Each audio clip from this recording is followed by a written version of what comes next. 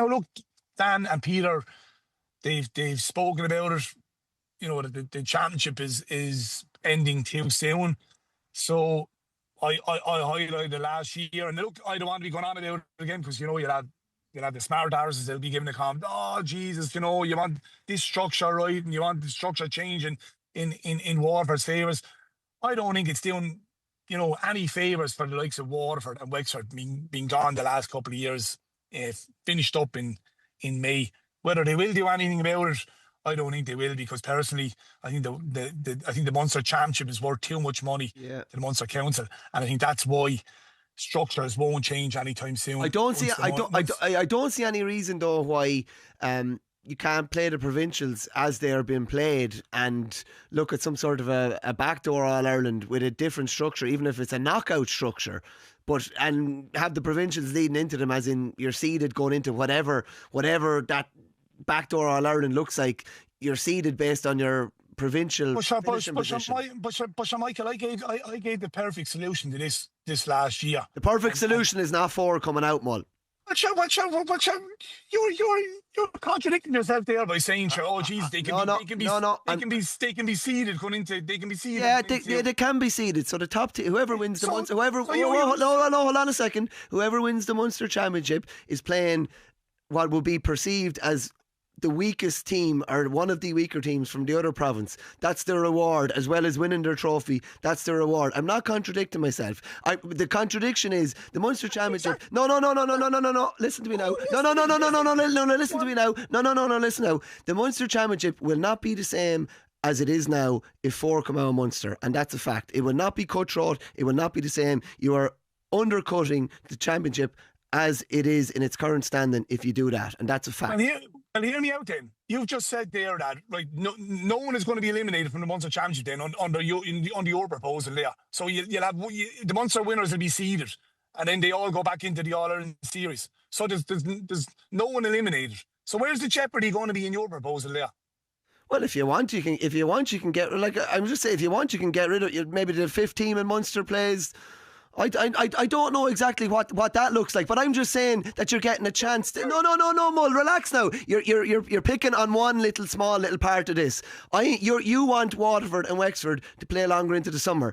I do too, and I'm giving them a way of playing longer into the summer. Do you not want them to play longer into the summer? I'm giving them a chance to still compete for the All-Ireland. Oh, but you're saying that the same competition can play out the same, but we'll just have them when the Munster Championship is finished, they'll be just seeded.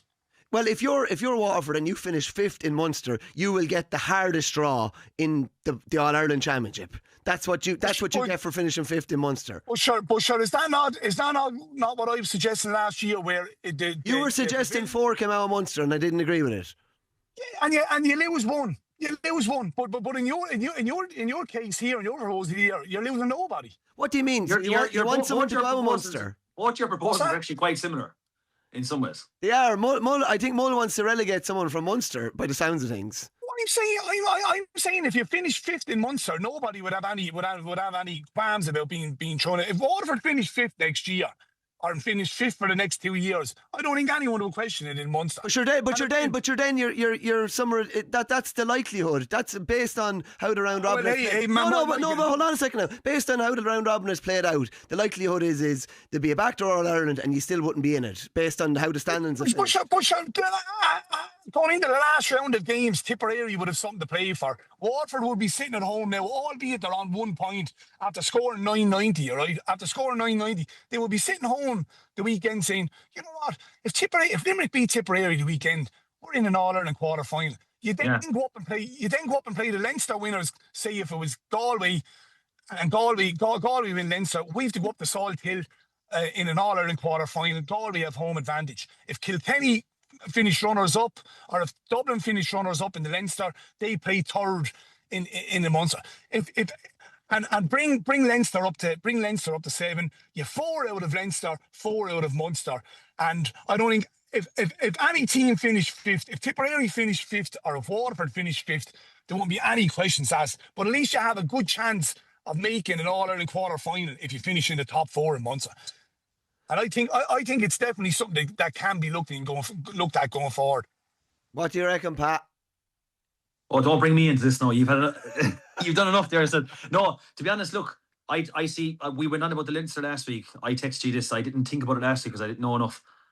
At the moment, there's only two decisions. You go back to the old Munster and Leinster, lads. You go back to straight knockout. You have your Munster and Leinster championship, like the football are doing at the moment, and the football was great the weekend. Won't happen, Pat.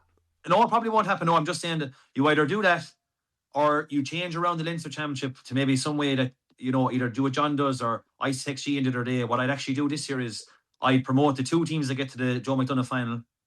I'd keep Kildare, so you'd have 8, and I'd split it down the middle, 2 groups of 4 on either side, with whoever gets the Leinster final seeded for next year. And then we'll say 4 and 4 on either side. Top 1 on either side goes to Leinster final. The 2 teams that finish second compete for that 3rd spot, and Munster probably staying the same. Or as John, look, I honestly don't know. I don't There's know. a hell of a lot of thought needed because it is not good enough for teams to probably finish this early. No, but the only thing is, maybe see, I enjoy the split season too. Maybe just go on longer, because you're talking about like the teams being finished this early. But lads, for 100 years or even for the 20 years from 96 when the backdoor came into 2018, Waterford most of the years, or any team that finished in the bottom 2, the most, if they got knocked out Munster, then they have 1 qualifier, and if they lost, the most they would have had would be 2 or 3 games. Yeah. You're guaranteed 4 games in this setup. Like, I know we always look back at Waterford, haven't got it last years. If you just look at this year in isolation and into next year, Waterford should be in a great position for next year. In some ways, won a minor All-Ireland last year, 20's good this year, had some green shoots this year. Mackie was brilliant this year. Billy Nolan was brilliant. I know he's not a young player, but he's there for like there's other young players there as well. Patrick Fitzgerald's another young player. Like, Waterford should be going into a great position if you're just looking forward to next year. They should be in a good position for next year. But look, it's easier said than done. You could have another show about this yourself. Just on that, and we will just quickly, Mull. I do want to say I think it's hugely important that there's continuity in Waterford and that Peter Queally stays on for at least another year. And I think, and it's so important that they don't lose anybody and that everybody buys into this, because Waterford need everyone, and when they have everyone, they are a dangerous animal. Mick, you say don't lose everybody, but if some players are too injury prone, and you'll say, but it's this narrative of we're missing him. Maybe you have to go with some lad at 20 years of age instead of a fella that was very good 5 years ago. Yeah. Do you know what I mean? Just to get away from this fella who can't seem to consistently play 4 games. I'm more talking about lads heading off to Australia or whatever, to be honest. Okay, yeah. I'm more talking about that you don't lose anyone for the year in that respect. The likes of the Caleb Lyons that was gone for 2 like years, such a player. Like, look at him the other day even, lad. He was brilliant. Yeah, he's been outstanding. It took him a while to warm into it in the league, but once he got up to top speed in championship, and they just can't afford to be without lads like that.